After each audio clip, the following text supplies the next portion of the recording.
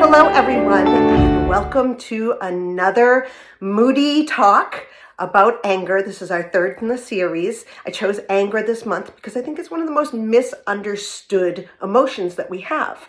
Maybe you were told when you were younger that you shouldn't get angry. You don't have a right to it, or you make people uncomfortable. I mean, I don't know how many times I've heard people say, well, you're making so-and-so uncomfortable by being angry, or don't be an angry girl. So I wanted to talk more about it and about different skills that we can use to help ourselves when we're feeling so frustrated. The past 2 weeks, I went through body sensations, words we use to describe anger and their intensity, so you can understand exactly what you're feeling in the moment. Maybe sometimes you think, oh, I'm so irritated. Maybe irritated is lower on your intensity scale, so you know that there's not like a high intense feeling coming out of it. I think that's very important for us to understand. Also, like I said, body sensations. And then last week I talked about checking the facts. And I really think you can, if you haven't looked at that one, go back and watch it, because it helps to understand what emotion you are, if that emotion you are feeling is actually the one that fits the situation. So I talked about primary and secondary emotion, and you could switch your emotions, because maybe feeling angry is better than being afraid, that kind of thing. So definitely go back and check those out. Now, I usually do for these emotions, I usually do personal coping skills, what you can do for yourself in the situation. And so I thought with anger, there are so many times that we get angry in conversations, we get angry in situations, and we need to be effective in our interpersonal skills. So I chose anger, and I chose this interpersonal communication skill to maybe help you get through those difficult conversations. Okay, so DBT uses a lot of anagrams. So they use words to remember so that you can go through each moment. So each letter equals a word and that concept for that word. So let me pull this out. I'll pull out my handy worksheets. Okay. What is Dear Man? So Dear Man is what we'll be focusing on. Dear Man is an interpersonal effectiveness DBT skill you can use during difficult conversations. Okay. So we'll start off with D. Let's pick a situation. You're having an argument with a loved one, and you feel very strongly about what you want, but they are not feeling it. They don't want to do that. They don't, they're saying it's unnecessary or something, but you really feel as though you need that. Okay, so we're going to start with D. Describe the current situation as you see it in detail. So let's say you guys are going back and forth, and maybe taking a step back and saying, hey, let's figure this, what's happening here?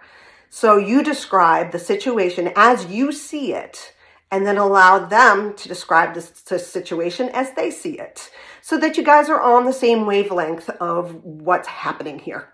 Okay? Then we go to E. Express your feelings. Do not assume the other person knows how you feel. Very, very important.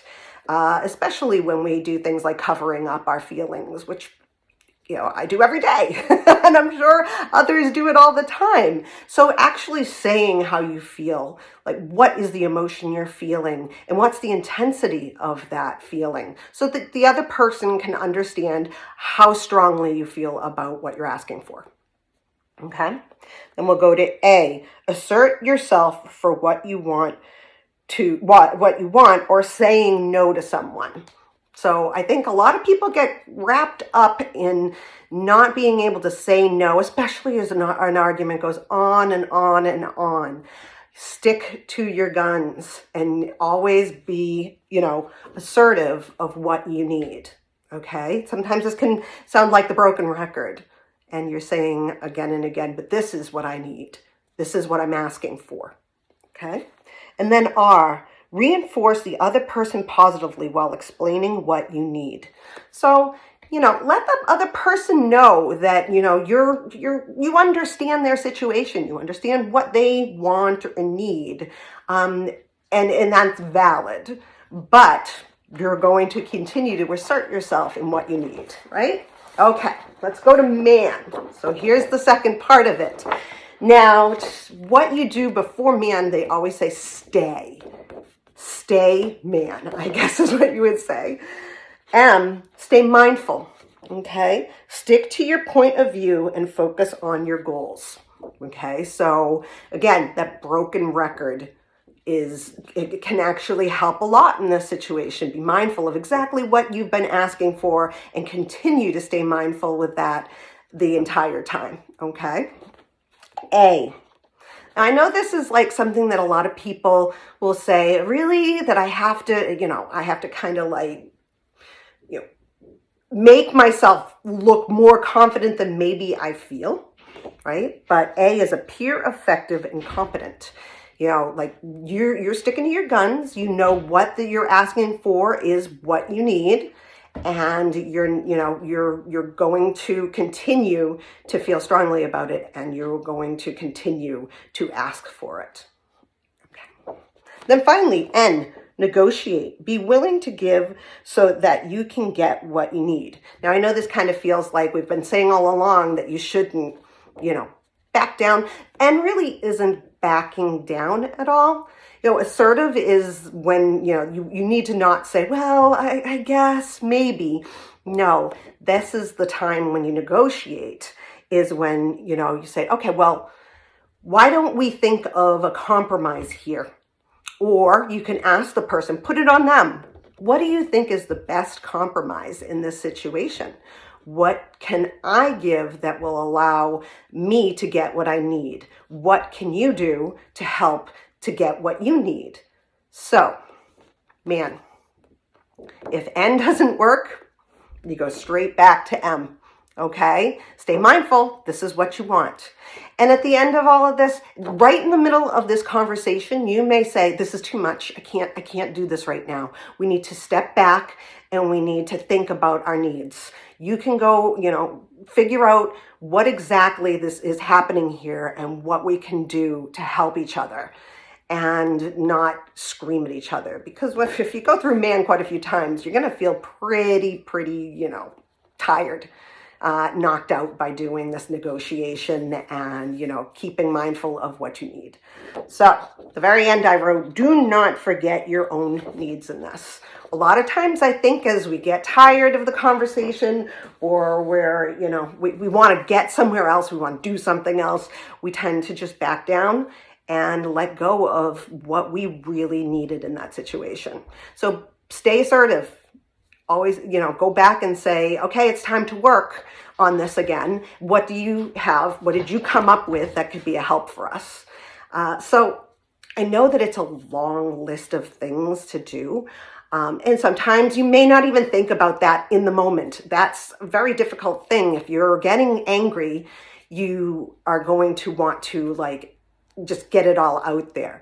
But if you can step back for a moment and think through, okay, what do I need to do here to get what I need while the other person feels heard? I would suggest, maybe going through Dear Man a few times with, conversations that you've had in the past that you think, if you did use Dear Man, maybe that could have helped a little better. So I'm going to use it next time. It really is a great skill to have, and I've used it in some instances, and others I've gone off the deep end, and it happens. We're human. Absolutely, we're human. So it's not, you're not doing anything wrong. You're just improving. So I'm going to have the worksheets available on my website, mymoodymonster.com. And please, if you have any questions or comments, please put them down in the comments because I would love to hear more. Do you have questions? Do you want me to talk about other things that in regards to anger? I'd love to talk more about it with you guys. So I hope you guys have a great rest of your day, and I will see you next week for our final Moody Talk on anger. Bye.